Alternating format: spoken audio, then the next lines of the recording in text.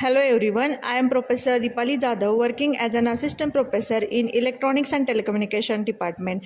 Today we will see the practical demonstration on pulse code modulation, that is PCM, modulation and demodulation in the course digital communication. So in this, first of all, aim will be to study the pulse code modulation and demodulation. Apparatus required for this experiment are PCM modem kit. Then to observe the waveform, we will have a digital storage oscilloscope, or we can use CRO also, and some connecting wires are required. Then first of all, what is PCM? PCM, that is pulse code modulation, is the most commonly used in digital modulation scheme, where whatever the signal range, it is divided into number of levels, and these levels are assigned a binary number. So each sample is represented by binary number and transmitted serially in PCM. The number of levels available depend on the number of bits used to express the sample value. Means suppose each sample will we can represent with, let us say, 3 bits, so number of levels will be 2 raised to 3, that is 8 levels we need to have. So the number of levels is given by n is equal to 2 raised to m. So we will see the PCM in detail. Now this is the block diagram for PCM. PCM is generated with 3 steps. First is called as sampling, second is quantization, and last is encoding. So analog signal is converted into digital with these 3 steps. We can see the waveforms at the end of each block. Input signal, that is analog signal, which is showing in pink color, it is given to the sampler.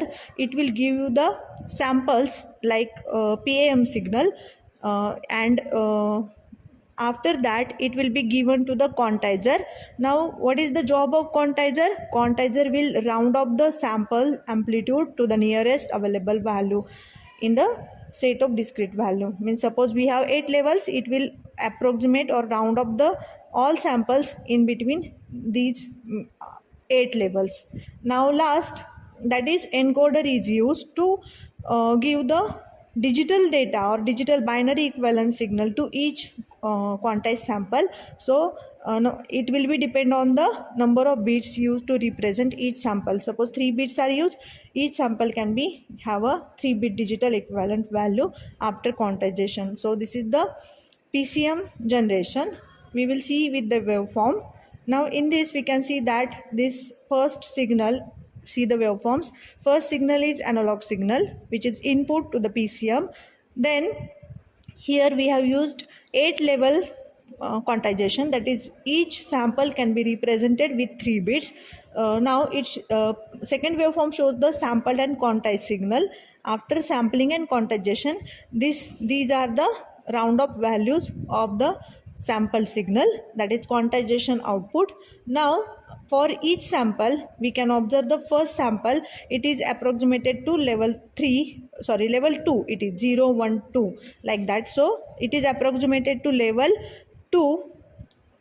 So for level 2 we can see that 0 0 0 0 0 1 and 0 1 0 code is there for level 2. So first digital output of first sample, that is 0 1 0, last waveform, we can have the digital output now at the end of encoder. So second sample is approximated to, let us see the diagram, it is approximated to 5th sample. So 5th sample equivalent digital output will be, encoder output will be next 3 bits, that is 1 0 1.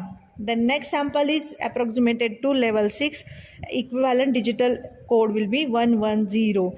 Next highest sample, that is approximated to last level, that is level number 7, and which is having a code, that is 1 1 1. We can see the 4th sample value, that is 1 1 1. Then next again it is approximated to 6th level, so 1 1 0. Then again 1 0 1, and last sample is again given as a 0 1 0. So in this way PCM will convert analog signal into digital signal. There are main 3 steps: sampling, quantization and encoding. So this is what the PCM working. So these are the some applications where PCM can be used. First is digital telephony. This PCM is most of the time used for voice communication in different standards. Then second application is audio recording like compact disc. Then digital audio workstation uses the PCM practically. Then data acquisition system, in which it can be used in digital systems to process the analog data like temperature, pressure. Now we will see the practical demonstration for the PCM. So we will see the PCM modem, that is modulation and demodulation. For this kit we are going to use. In this kit we can see that this is the generator section. Another generator is variable frequency. 3 signals can be generated: square wave, triangular wave and sine wave with variable frequency. This generator can generate only fixed amplitude and fixed frequency signal. So this we can use as an input for the PCM modem. Then this section shows the input, that is PCM transmitter side, and this section shows the PCM receiver or demodulator circuitry. In this circuitry, ADC is used to convert analog to digital like a PCM technique, and this can be used with the help of DAC circuitry. So now we will see the connection diagram. Now we will switch on the circuit. Now I will connect one channel of DSO, that is ground pin to the ground pin. Then we will first of all observe the clock signal. So this is the clock signal on. So this is the clock signal from the circuit. It is connected to the channel number 1. We can observe that peak to peak amplitude and frequency. That frequency is approximately 1 megahertz. Clock signal is there. Now we will see second divide by 2 circuitry output. So it will have a half frequency. We can see on the DSO. Now it is approximately 500 kilohertz. Now I have connected this A pin to the B terminal. Now I can observe divide by 8 output. So clock will be now divided by 8 and the approximate frequency will be approximately 62 kilohertz. Now again we have to reduce the frequency. So again divide by 8 signal output will be approximately 7.8 kilohertz. Now this clock is used as a start-off conversion to the ADC. Now we will do the connections for PCM modulator. Before that we will observe the generator output. Now we will observe the generator output. So we can see that this is a sine wave having a fixed amplitude and frequency. Approximately 33 volt amplitude is there peak to peak, and frequency is approximately 1 kilohertz. Now I will connect this generator output to the input of ADC, and we will observe start of conversion and end of conversion on both channels. So this is SC. First channel is connected to start of conversion, and I will connect second channel to the end of conversion. This is ground pin, and this is, before that we have to connect clock signal also. So I will connect this clock signal to this clock signal. We have to connect this divide by 8 network clock to the start pin, and we have to observe that start and end of the conversion simultaneously on the DSO. So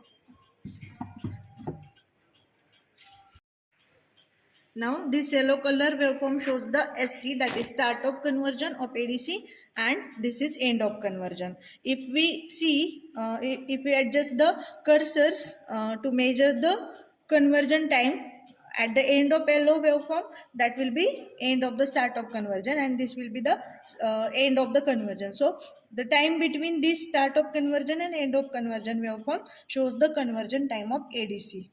Now we will observe the PCM output. So for that I have to connect, I will connect channel number 1 to the input.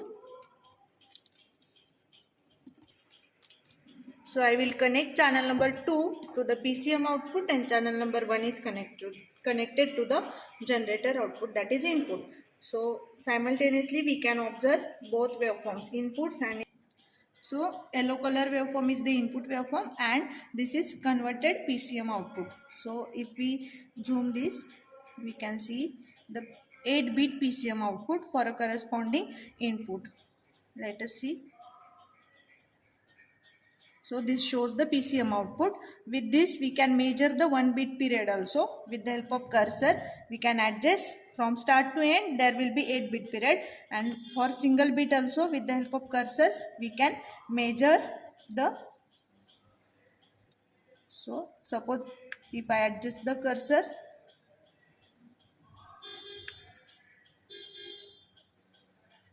so this is the 8-bit period. We can observe that is delta x approximate 17.6 microsecond. This is period of 8-bit. So accordingly we can measure single bit period or we can calculate it. So this is the PCM output. So PCM modulation is completed. Now we will see the demodulation. For that we have to connect PCM output to the demodulator circuit input. So this is connected to the demodulator input. Now directly we will observe the DAC output, and simultaneously input is connected to the channel number 1. So we can see on the DSO, this is the demodulated PCM demodulated output or DAC output, which is looking very similar to the input, but there is some distortion. So for that we have to connect this output of DAC to the low pass filter, and we will observe the output of low pass filter. Now that will be reconstructed signal. So now we will see the both waveforms on the DSO. So yellow color waveform shows the input and this green color shows the reconstructed PCM output.